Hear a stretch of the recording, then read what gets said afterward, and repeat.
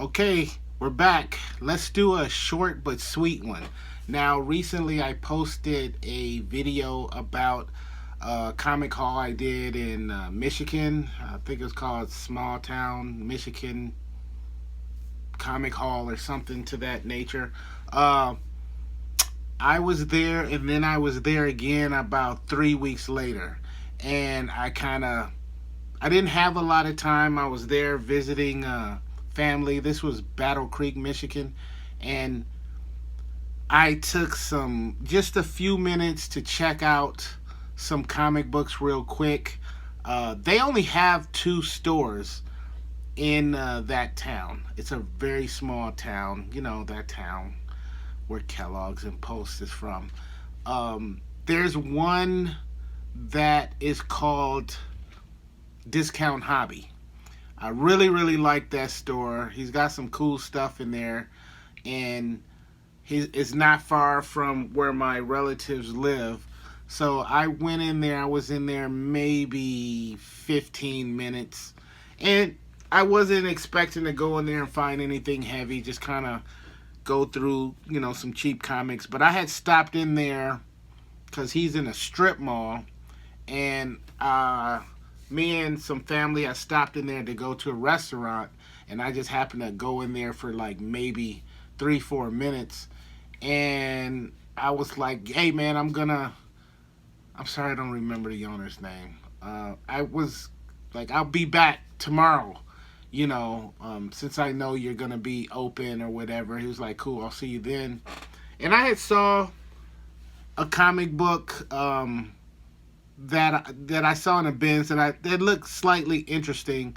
I'll show you that in just a second. But what I love about this store is, you know how most stores they have dollar bins, and if you're lucky, they have 50-cent bins, and then sometimes dollar bins in some stores are like you wouldn't buy any of them, and then sometimes if you're lucky you find 50-cent bins.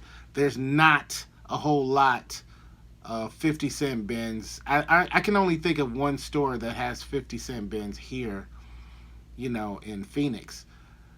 But this guy has 31-cent bins, which is incredible. So a few years ago, when I was actually in Battle Creek for a whole entire year, I would raid those 31-cent boxes. He probably had 25 or 30 of these 31-cent boxes. They were all in alphabetical order. And so my little cousins, they collect comics. I was pulling massive amounts of comics out of there and, you know, passing them along. And I went through there and I didn't see anything that I needed to take out of there, unfortunately. It didn't look like it was replenished in a while. If it was, then, people just came in there and grabbed all of the real good stuff. But I didn't find anything in there. But when I had stopped in there a day or two before, and I was looking real quick, I saw this book called The Clock Maker. It's an image book.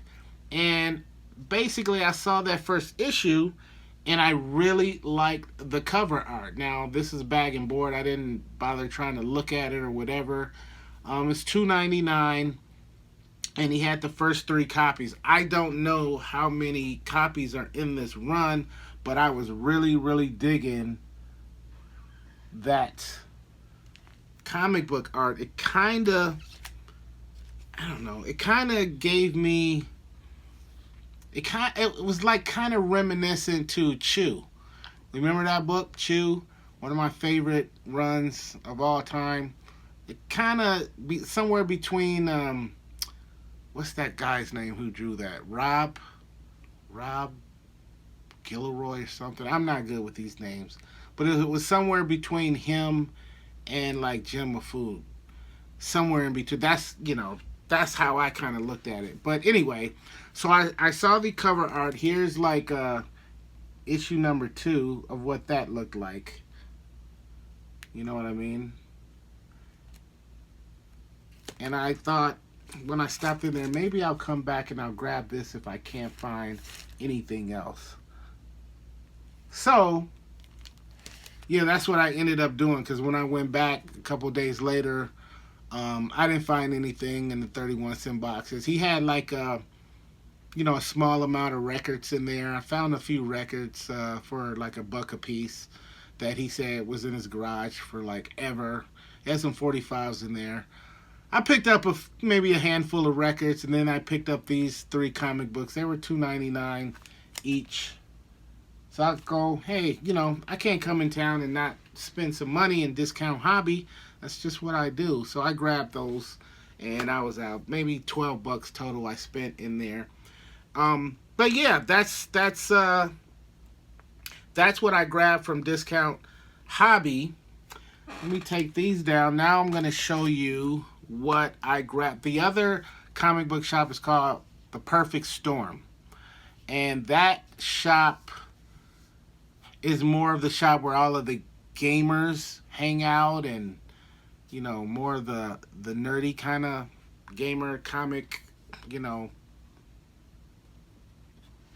guys kind of hang out, and they have new comics, just like Discount Hobby has the bigger selection of brand new comics, definitely. And both of them carry a lot of different stuff that, all relate to comics and what you would find in comic shops. A lot of cards, Pokemon cards, like Dungeons and Dragons stuff, a lot of manga, however you say that. A lot of like graphic novels and things of that nature, T-shirts and all that kind of stuff. But they're in Perfect Storm. They have a pretty big dollar section. They also have like 1 or 2 50-cent boxes. I didn't find anything in there, but I was like rushing through the dollar bins. There's a lot of them in there, and I only got to go through maybe 4 or 5 boxes. But let me show you what I pulled out of those boxes. So I'm just taking a chance on these, and I grabbed what I could, and I'm gonna take a look at these and read them and see if I need to go find the rest of them. This first one I want to show you is called The Names of Magic from Vertigo. This is issue number 1. And if you know anything about any of these books, please feel free to share. One below. Shout out to you. This is issue number 3 of Hairball.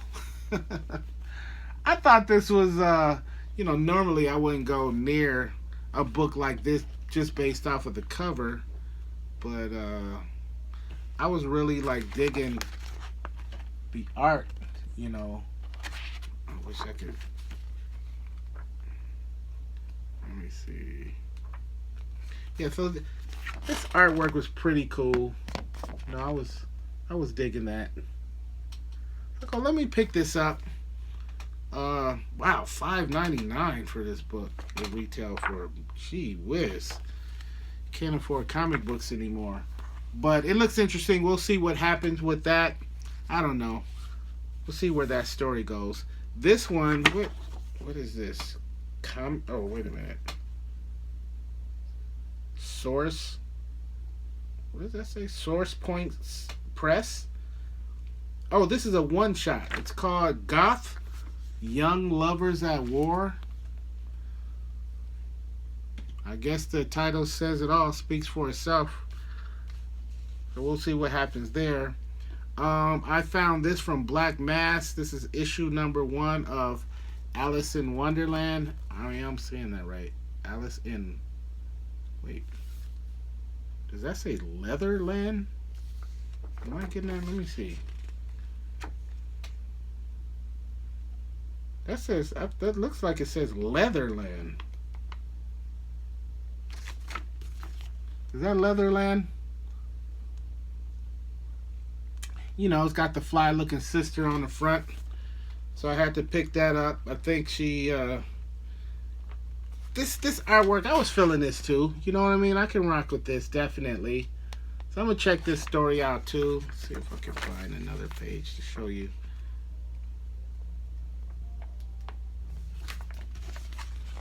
Something like that. You know what I mean? So we'll see. We'll see where that goes, definitely. And then I found, what is this? This is from Boom. Number 8, The Red Mother. For some reason that sounds like really modern. Is this like a new book, like a newer title? I'm not exactly sure. Obviously, I gotta flip through these. Well, most of the time I get to do that and see if I can stand the uh, the artwork. And once again, I can rock with this. You know what I mean? When you're going through like hundreds and thousands of books, you kind of want to leave with something. You know what I mean?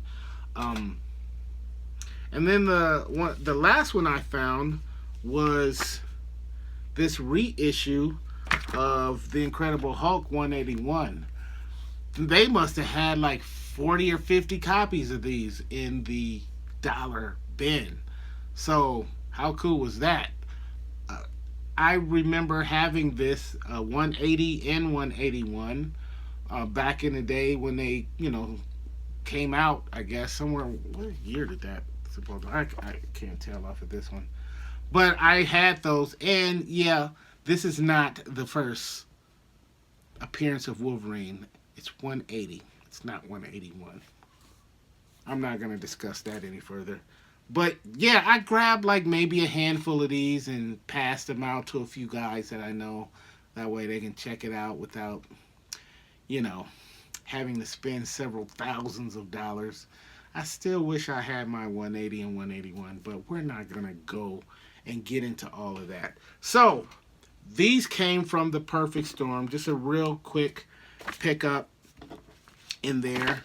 And yeah, that is, my second trip within 3 weeks of going to Michigan. Now, I want to show you this other book if I could. I pick up a lot of runs based off of what I see on other videos and other people showing me the books that they have picked up or that they read. And I do believe that this book I'm going to show you, I believe I saw this on Comic Crack's channel. I believe I saw it on his channel. If it wasn't his channel, then it was Big Elbow. It was one of the two. I can't remember exactly. Please forgive me. Since I can't remember exactly, I want to give big ups to both Big Elbow and Comic Crack. I watched their videos religiously. All right, check them out.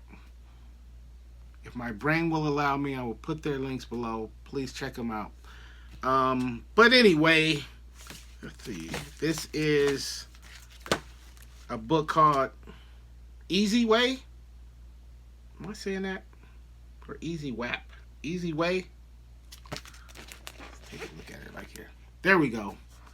That is issue number 1. I read the whole thing.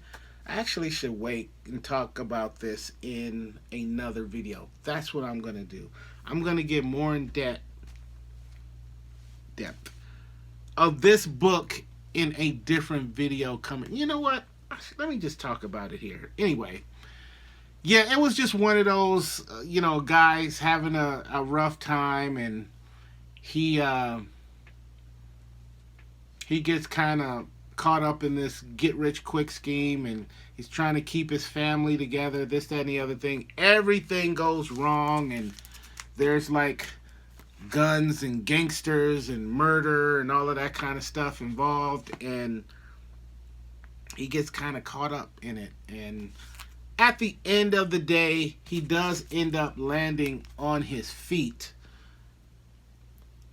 I absolutely love this story. It's the same story that's been told a zillion times, but everything about this book, everything about this story, I loved all of it. I loved it. I loved it. I loved it. I am soon going to be let me start over. I am soon going to be showing you videos where we're going to go more in depth in the actual stories. So stay tuned for that. That's coming up soon, hopefully sooner than later. But is this Easy Way? That's Easy Way. It's got to be the Easy Way, right? Anyway, Comic Crack, Big Elbow, whichever one of you, it had to be one of you guys. Um, I'm so glad you showed me this book, and 4 issue run, definitely one of those runs that I will read over and over and over and over again. It kind of reminds, well, I'm not going to get into that, but it's just one of those short run stories that I absolutely love. Now, I'm not any type of critic by a long shot. I like what I like. I don't really care about, what other people think, or, people try to break down stuff and criticize, whatever. I loved everything. I love the art. I love the story. I loved everything about this book. This story was definitely meant for me, and I'm glad that, I'm glad I got turned on to it. But I had to. This didn't come from Michigan. I did order this run offline, but I had to share this with you guys because I loved it so much. So it was recommended to me. I'm recommending it to you guys. It's not an expensive run. I think I paid less than $10 for all 4 copies, and I'm not recommending it to you. So that's all I have for my other Michigan trip, Michigan Small Town Comic Hall. And I'm glad you guys hung out to check it out with me. All right, that's it. I'll see you guys next time on Daryl DTV. You guys stay safe. Peace and love.